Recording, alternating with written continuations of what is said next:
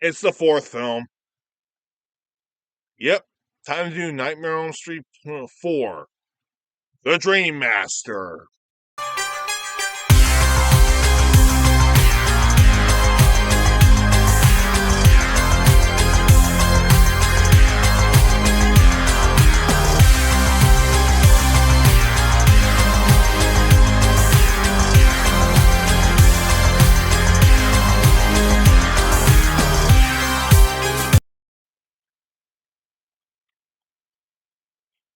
You know what? This is where the series got split a little bit, though. Like, fans actually are split on this film series at this point, but with the fourth film's entry. But keep this in mind. Remember what I said yesterday that that the third film is part of the so-called Dream trilogy. Yeah, where both the subtext titles will actually have Dream in them. Last time it was the Dream Warriors. Today it's the Dream Master and the Dream Child's tomorrow. I don't know who comes up with these goddamn titles. So I don't want to dilly daddy any. I don't want to lollygag or dilly daddy or whatever. Let's just get this fucking shit over with. Anyway, the movie actually starts with Kristen actually having a nightmare. So the movie takes place literally a year after the events of the third film, and Kristen is actually now is back having another nightmare, only without Freddy. And she's not played by Patricia Arquette this time around. She's played by Tuesday Night. Why? Why? Patricia Arquette was pregnant at the time, so she really couldn't come back to reprise her role. And to be fair, even Patricia Arquette and the filmmakers heavily regret that decision. Not to mention, Tuesday Night's role is kind of bland compared to Patricia's. Not even gonna lie. So yeah, she has a nightmare. She brings in Joey Kincaid. They tell her, for the love of God, he's dead. Leave it alone. And we're introduced to the other characters of this movie. Yes, the next course of victims for Freddy Krueger. That's what I'm calling them particularly, because what else are you going to call them? They're the next victims. We're introduced to our new main lead, Alice, who's actually not a bad character particularly, though. It's just semi-bland, but not as bland as you think she is. And she has a problem with daydreaming. Her brother, Ricky, who of course is dating. Yeah. He's dating Christian. We also have Dan, who has the hots for Alice, even though he doesn't want to say anything about it, and her friend Debbie. And there's also the geeky friend who I kind of forgot her name already. Yeah, I know it's kind of messed up for me to actually forget her name, but I just call her the geek character. I mean, seriously, we have a. I mean, yeah, she's the token geek character. I mean, yeah, she's also. Well, actually, she actually isn't. She actually is kind of cute, but whatever. Honestly, this movie, after watching it again, I'm a little dulled out at this point. Not to mention, I just got finished watching the fifth film too, so I'm going to be doing both of them in a row. So after I'm done with this one, I'm going to head straight into the fifth film. God help me. Anyway, apparently Kincaid and Joey actually meet up with Kristen the following day. Tell her to just leave it alone. He's dead and gone. They are done with Freddy Krueger. That is hilarious that night. So, yeah, Kristen has been actually having foreshadowing, is hearing the foreshadow saying that Freddy Krueger is coming back. And of course, well, Joey and Kincaid don't want to hear it. So they're done with it. They just want to move on with their lives. And then we have Kincaid, who has a dream of him being in the exact same junkyard where they buried Freddy Krueger. Why, I have no idea. And his dog, Jason, happens to piss fire on the corpse. And the corpse just comes right back to life. Yep, Freddy's back. Again, baptized by piss fire or fire piss. To say that a dog peed on his bones to resurrect him is an understatement, and it's really fucking weird. This film series got really fucking weird. So anyway, he goes after Kincaid this time around and utterly kills him. Yeah, Yeah, the first victim is King K, the tough black kid from the last film. Why is the black guy always got to die first? Actually, the weird thing is, I think this is the first black kid we see Freddy Krueger ever kill, and it's the first victim of the movie. That's fucked up. Anyway, he goes after Joey next, and he kills Joey with, I don't know, like having Joey seeing that he has a Playboy model on his as a poster as a pinup girl, and he's on his waterbed, and this is one of the reasons why waterbeds are not around anymore. Yeah, because if you sleep on them, eventually they're gonna get a hole puncture, and you're gonna drown in them. Yeah. Somehow Krueger made the kid reappear inside the waterbed. I don't know how he did it, but for Freddy, there's a way. Alice and Kristen actually are getting more along together, and Kristen tells Alice everything about Freddy Krueger, and Alice tells her about this whole thing about the Dream Master, like this little rhyme, like this poem that her mother taught her years ago before she passed away. Yeah, the Dream Master. What can I say about that? Fuck should I know? It's fucking weird. I mean, not to mention, the title of the movie is called The Dream Master. Like, isn't technically Freddy Krueger the Dream Master as it is? Oh, no, wait, he's the Nightmare Master. Ah, makes a lot of fucking sense to me. So eventually, Freddy actually goes after Christian this time.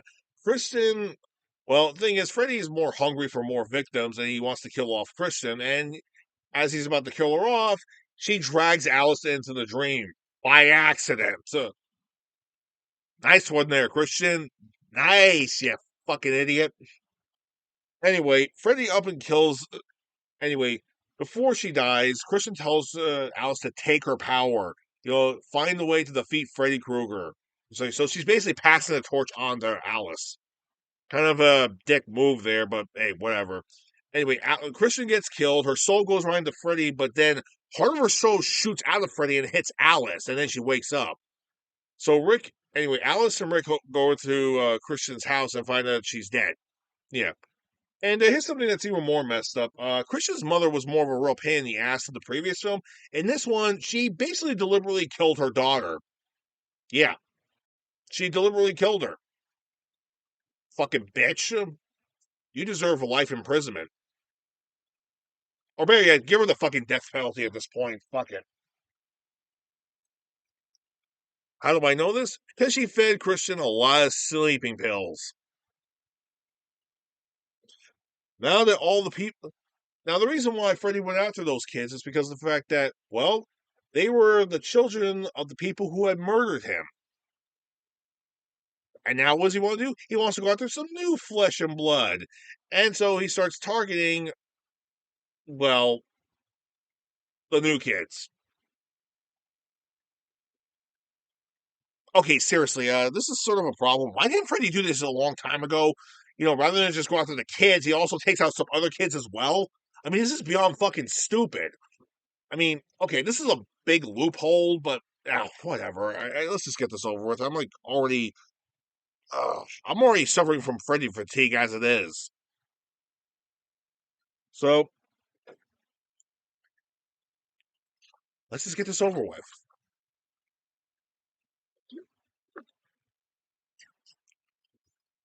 So Alice actually has. So Rick actually is really bummed out about the whole thing about losing his girlfriend, and somehow Alice actually falls asleep. And the weird thing is, okay, the geeky girl is the next victim to go. I mean, seriously, Alice falls asleep in class while in the middle of a test, and Freddy shows up, and well, the geeky kid, she gets sucked out. Yeah, I mean, he just deflates her by kissing her and sucking all the air out of her, and she has a asthma attack.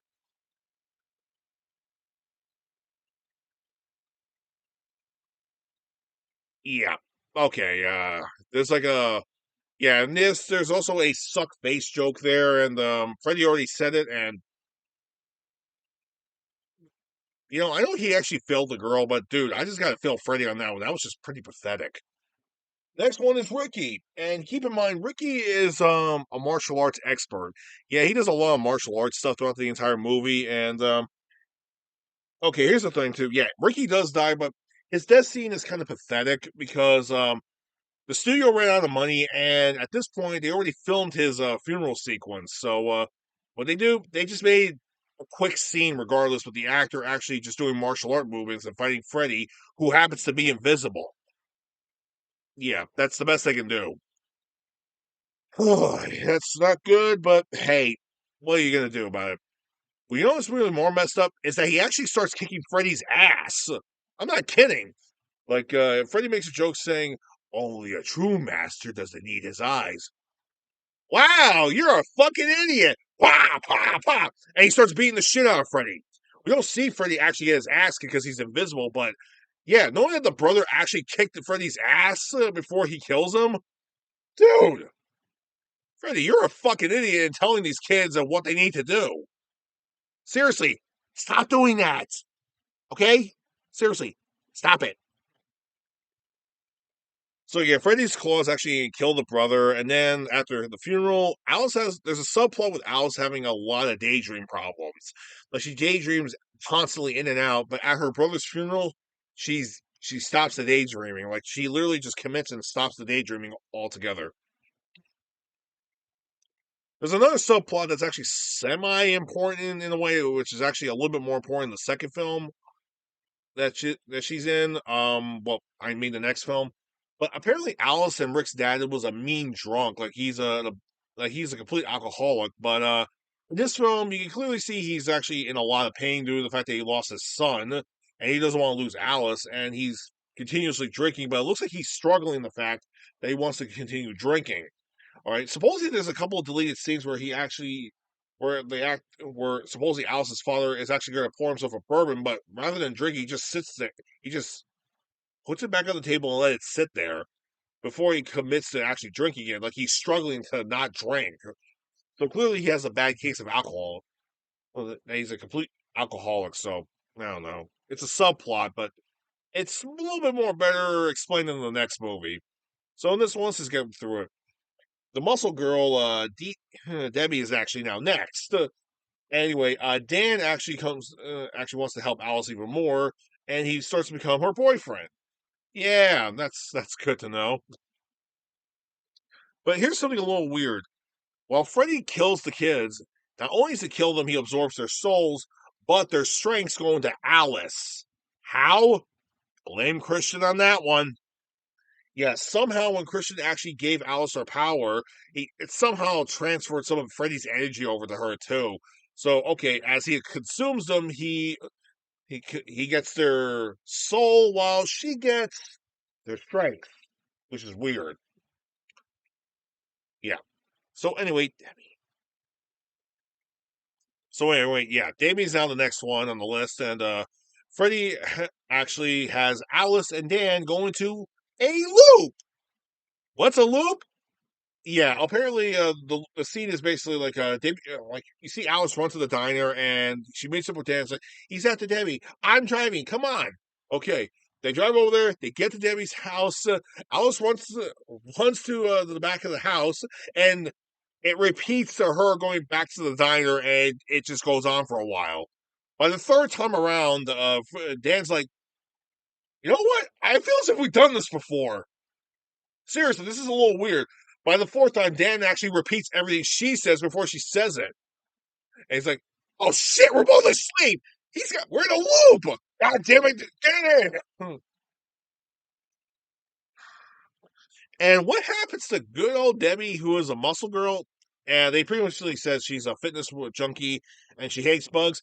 Freddy actually breaks her arm. She turns into a bug and she winds up getting stuck in a roach motel. And what's Freddy do with the roach motel? Yeah, whatever. Hmm. So this time around, now it's just Alice and Dan, and they get into a car accident thanks to Alice, who thought she was about to hit Freddy, but no, she hit a tree. Oops. So Alice and Dan actually go to the hospital. Well, the Dan needs to get surgery. Alice runs right back to the house and gets ready to fight Freddy one last time. She's getting ready for the final conflict with Freddy. I should also mention there's another subplot too with her mirror. Yeah, like it's covered in nothing but photos, but each time when some of her friends die, she takes the photos down and it reveals more of herself. So it's like a spiritual thing. Now she's become a full. Now she's now herself, and she can now see herself or something. I don't know. It's a spiritual thing. You know, it's deep, man. So during the surgery, Freddy's about to attack Dan while Alice goes in there, and now they're in full on survival mode. And Freddy tosses them a couple of hurdles until Dan actually winds up being taken out of surgery. So they wake him up. And now it's just Alice and Freddy.